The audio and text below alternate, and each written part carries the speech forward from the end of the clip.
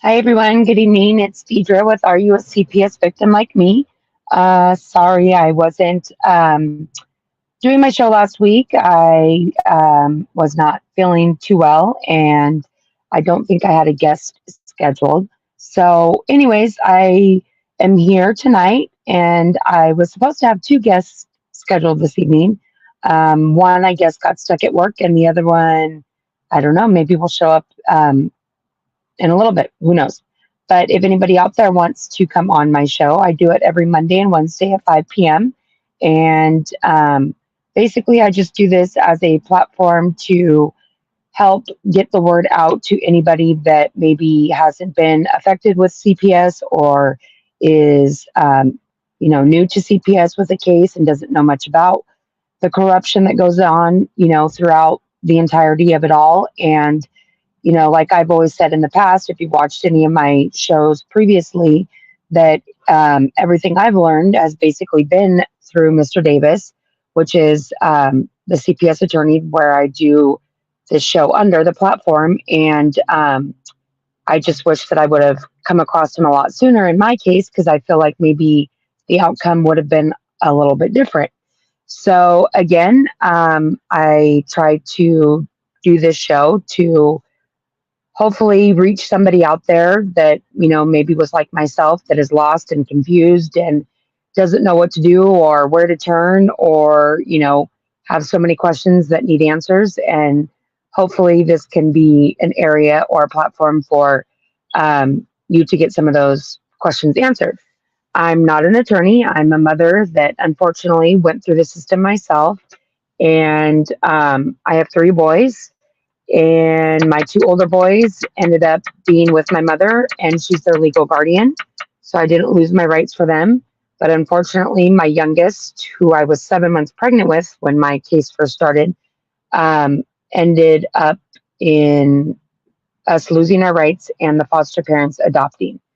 And again, if anybody hasn't heard my story before, it's almost like any other typical scenario where you go into it very naive, thinking that the system is there to protect children, when in fact it's almost the exact opposite. And, these social workers get incentives for, being able to adopt your children out, or, basically terminating your rights, where you're thinking that the whole system of the process is supposed to be reunification and to reunify you with your children. And that's sadly not the case. So, again, I don't really have a guest. So, I guess I could just talk a little bit more about my personal story and how I've been affected with CPS for anybody out there that's new and hasn't heard my story. Again, I have three boys. My oldest will be 12 in August. My middle son just turned 10 in June. And my youngest will be 4 in October. And my mother lived locally when my case first opened in August of 2020, but she had just recently bought a house in Vegas. But throughout the case, she had to put her move on hold. And my case ended in June or July of 2022. And she then was able to go forward with, eventually selling her house here in California, where I live, and eventually moving to Las Vegas, where she had bought her house to retire in, which was this last December. So currently, my two older boys live with her in Vegas and have been there since December, and it's made it even harder to see our two older boys. But me and my husband go quite frequently, and as of the beginning of summer, we have gone every other weekend. We used to do the hotel thing, which was outrageous, but now I've been doing an Airbnb, which is still quite pricey. For example, we're going this week for 4th of July, and we're going to get there on Wednesday and stay till Monday. So it's 5 nights. But just an example, for the Airbnb alone, it's like $600. And then you figure the gas there, the gas home, the activities, the food. I mean, it basically cost me minimum average $1,000 every time I go. And of course, it's my kids, and I will spend all the money in the world on my kids. But it's just so unfortunate that not only are we getting to only see them, every other weekend or whenever we make the attempt to go out there. But now the money factor in it all. But hopefully one day soon, when I feel like I have all my ducks in a row, because it just has to be perfect like that, I will file a motion to terminate the guardianship and hopefully have my two older boys back home someday soon, fingers crossed. But with my youngest, that's kind of more of the opposite end, where, the foster parents, since day one when they got my youngest placed with them, he was only a month old. Um, they had adoption on their mind since the very beginning. And so, unfortunately, at the tail end of our case, that's where our youngest son basically ended up getting to be adopted. And I've mentioned this several times before, but it just kind of still, when I say it and I think about it, it's like my mom was willing to be the legal guardian for my two older kids. Therefore, we didn't lose our rights. Therefore, we could still potentially get our kids back. But because the foster parents were wanting to adopt our youngest son, we then lose our rights and they get to adopt. And they went as far as even changing his last name. It's just still so sickening to me. But that's who these foster parents usually are nowadays when they find out that they can basically just come through CPS and have a beautiful, healthy, basically brand new newborn handed to them and get paid all along and then, get to adopt at the end. So, the only thing that I am fortunate about with my youngest is I do still very rarely, but maybe like every 3 or 4 months, um, get like a update or a check-in, some photos sent, and a possible visit with my youngest. The last time me and my husband got to see my youngest was, I believe, March of this year. But the last time that my siblings, the siblings of my youngest, my two older boys, got to see my youngest was back in December, right before they moved to Vegas. So that's kind of the real unfortunate part of it all because, my older kids are missing their brother and are hoping to see him soon. But the foster parents, or now I guess adoptive parents, are not really wanting to make that drive out to Vegas anytime soon. So hopefully that day comes within the near future, I'm hoping. Um, Speaking of that, I did reach out to them yesterday, coincidentally, because of the fact that we're going to Vegas this week and kind of wanted to reach out and see if it would be a possibility for them to come and bring my youngest. But of course, they said it's kind of too short notice and it would be a lot for them to plan to bring him out and stuff. And so that was kind of a bummer, but they did send some pictures of my youngest and gave us some updates about him, which was kind of, I guess I don't even know the correct terminology to use. I mean, it's such a like a not even a bittersweet because it's just heartbreaking. But I mean, it's good to hear about him and see pictures. But at the same time, I mean, I miss him every day, just like I miss my two older kids. But I don't know if anybody wants to come on the show and be a guest. You're more than welcome to share your story and let the world know how you've been affected by CPS. And um, Attorney Davis agreed to sometimes come on the show and co-host with me. And so, if and when he ever does come on, you're more than welcome to try and come on as well and ask questions. Or if you have questions now, maybe I can relate them to him. But in doing a lot of research and finding out everything that I have found out through Mr. Davis, I mean, hands down, I feel like he is throughout all of the United States the number one CPS defense attorney out there. I mean, really, you pretty much Google him and Google CPS defense attorney, no matter what state you're in. And I feel like he is one of the top, you know,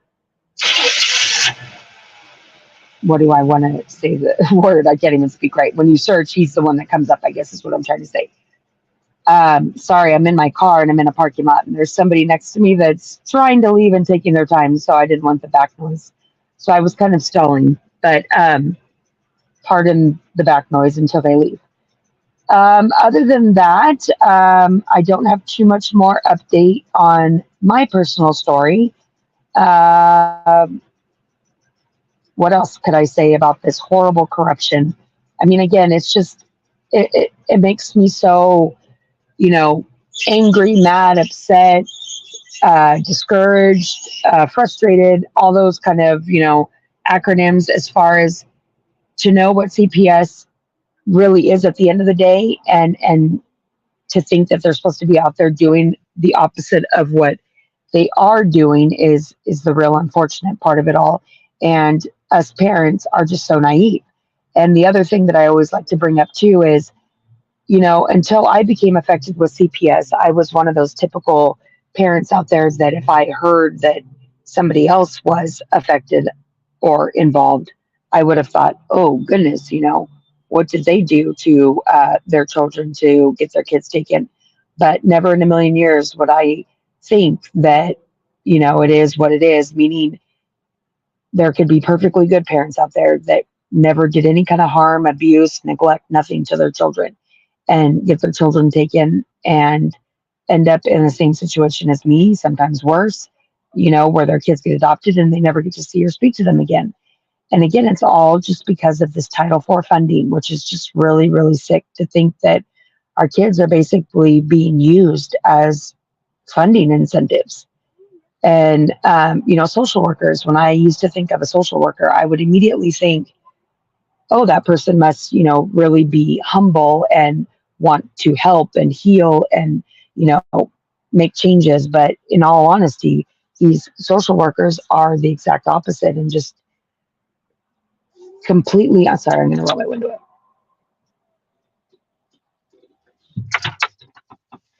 completely corrupt. And I don't know how some of these social workers could even sleep at night knowing that children and families, and I don't know, it's just overall frustrating. And hopefully by doing shows like this and getting words out there. I know Mr. Davis always says nothing can really ever be done or changed unless people get out there and vote. Sorry, Mr. Davis just texted me and said he's in the office, I think, doing work, and so he can't attend tonight. But hopefully maybe Wednesday or next week. But anyways, yes, I'm kind of tongue twisted. I haven't done this in quite some time. I was on a couple weeks ago and had a guest or two, and then I, skipped last week, so I'm kind of rusty. But if you're familiar with me, I used to co-host shows with Mr. Davis as well, which made the show flow much more easily. Or if I have a guest on, it also makes it more, you know, flowing because that person is sharing their story. Whereas in myself, I feel like I've shared the story so many times, but again, there might be somebody new that hasn't heard it. But, I just feel like I still want to do something as far as not only fighting for my kids, but fighting for other parents out there that maybe can hear my show and look at Mr. Davis and do more research sooner than later and maybe have a different outcome than myself. And knowledge is really key in something like this.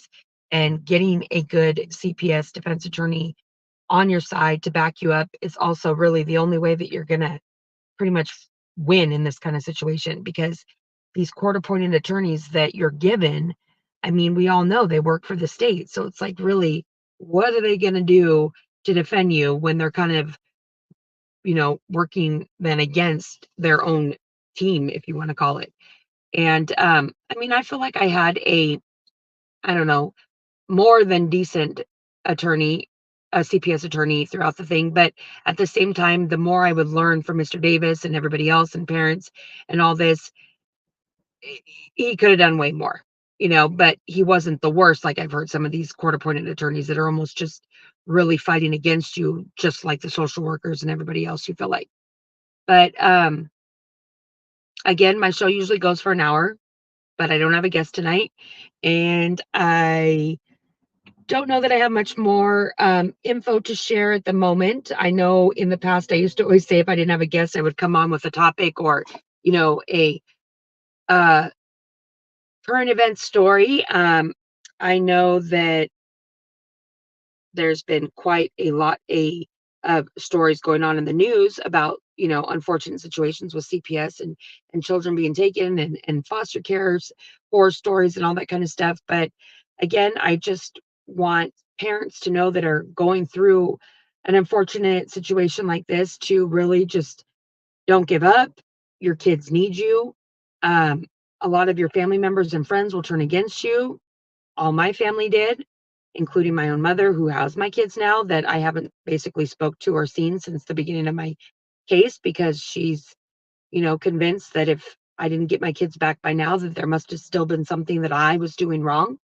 But I also feel like my mom has fell victim to, I hate to even say it, but the money. She's gotten too accustomed now to that large amount of money that they give her every month to take care of my kids. But unfortunately, it's the sad part too, is I don't ever really see a dollar spent towards them other than the typical clothing, food, shelter, that sort of thing, but nothing to the extremities of extracurricular activities or, like, the stuff that kids want nowadays as far as that goes. But at least I'm still in their life to where I could do that for them. But again, I hope that this show can be a light for maybe somebody else out there that can make a difference. And again, if you want to come on my show, it's Monday, Wednesdays at 5 p.m. Pacific time. There's a number on the bottom right hand corner, the 888 number. You can call in, ask for Grace, the producer, and she can get you scheduled for one of my shows. And you can come on and share your story. I'd love to have you. And the more parents that speak about this and let it be known, hopefully one day it will make a difference. Because again, I even am embarrassed to this day. A lot of my, like, social media type of friends or acquaintances or contacts probably don't even know that I have had a CPS case and I'm in the situation that I'm in, because again, you're embarrassed. You're um just, I don't even know, lost, thinking that this really could happen to somebody that does not abuse their kids and does not neglect them and loves them unconditionally. And, you might have hit a bump in the road to where CPS got to come into your life, and then it's pretty much game over. And you don't even know it until next thing you know, what they like to call the time clock, time's up, and you didn't do enough in their eyes. But in reality, you never were going to do enough in their eyes, because they already had their eye on the prize. Especially in my situation, I felt like they saw that I was about to give birth to my youngest. And I swear, the younger these children are that are in the system, it's like the more money, the more incentives, the, easier it is for them to find a placement home or find someone to adopt them. And it's just really unfortunate, because to think that I lost my youngest that really wasn't even born when my case opened, I mean, how does that even really make sense? But I guess, that's the way that situations like this are, and it's very unfortunate. But hopefully one day it won't be like this anymore. And CPS will be known for what it should be, as far as protecting children that need to be protected and removed from homes that are being abused. And the other flip side to that too, that I just thought of, is the kids that are really being neglected and abused, they don't even ever remove, because again, they know nobody's really going to want them as far as placement for foster care or adoption, because they consider them quote unquote damaged goods. Why do they want these, drug babies or abused kids, or, have all of these um, behavioral issues and whatnot, when they could just have these beautiful, just born healthy babies that weren't abused and neglected or on drugs be handed to them, because of situations like mine, where, they get to just immediately take my youngest from the hospital when he was born, because of my case had just been open, which I did not even know until I was in the hospital basically giving birth. But I think that's all I have to share for today. I know it was a quick little 20 minutes here, but again, it's something that I don't really have much more to speak about, unless I were to really go in from the start to the finish of my case. And I feel like I've shared it so many times on this platform that maybe a lot of people tend to get maybe bored with it, or I don't know, annoyed or whatnot. But, I'll never stop fighting for my kids. And I hope that any other parent out there feels the same way. So if I have to share my story every time when I come on, then so be it. But again, maybe there'll be new people out there that haven't heard it and will then research more of the platform that I do this under and Vince Davis, the attorney, and maybe look him up. And if you can afford him, I would highly, highly, highly recommend getting him sooner than later. Because one of the main things that he always says is the longer you wait, not only the more expensive it will be, but the harder it will be to get your kids back. The sooner you get him on board, the sooner hopefully you can close it out and be done and your kids will be home.